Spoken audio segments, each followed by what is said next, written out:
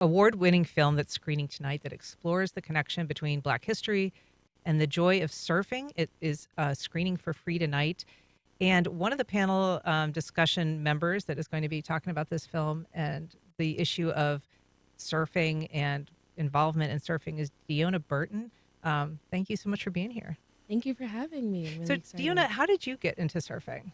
Yeah, so I actually was a part of a surf camp that my mom pushed me to get into a couple years ago, and I was really nervous, and I went out there and I totally wiped out.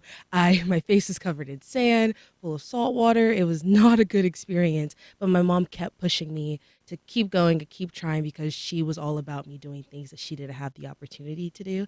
Along the way, my mom connected with Gigi Lucas, and eventually I got involved in Surf Your Negra, and it just took off from there. Tell us a little bit about Gigi. I've talked to her in the past, but she's a pretty remarkable lady.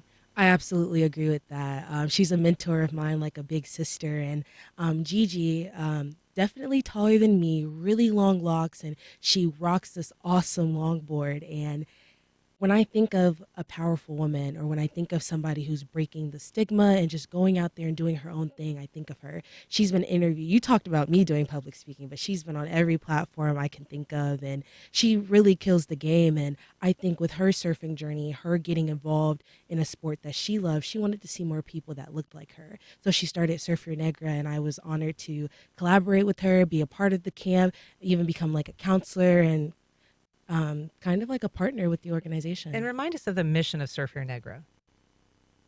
What is the goal of it? I mean, it reaches out to kids who maybe otherwise wouldn't have an Mhm. opportunity or an inclination.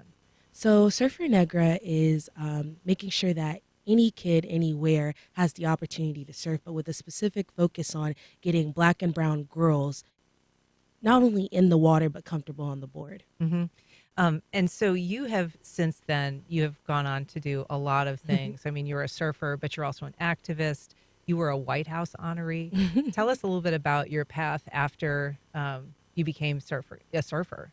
Yeah, so I got involved with Surfer Negra in high school.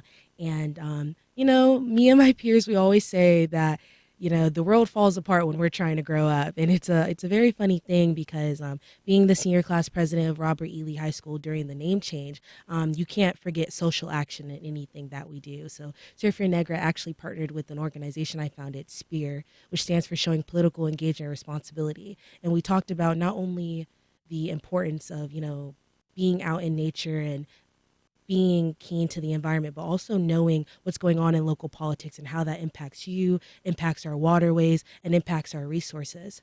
Um, because of that, I guess, involvement with Surf Your Negra and her kind of like leading me through growing Spear, the initiative at the time. Upon graduating high school, I went on to college and kept doing what I kept getting involved in social action, joined student government, joined my sorority, eventually became, as you mentioned, a TEDx speaker and a White House honoree, and most recently came back from interning with Congress. So what's next for you? I mean, you really have done so many extraordinary things, and you seem well poised to move on to some, very impressive futures. What are you interested in next?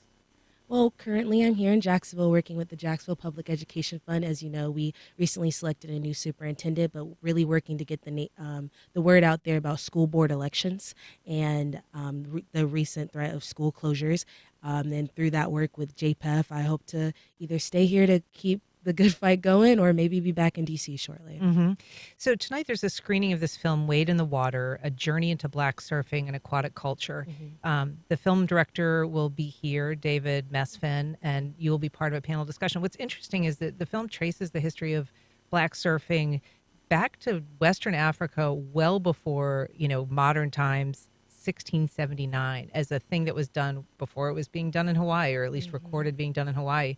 Um, and yet that has changed. Perceptions of that have changed in terms of whether people pursue surfing, particularly women of color, and whether that feels like a safe space. So how is that changing in your time? How have you seen that change, or is it changing?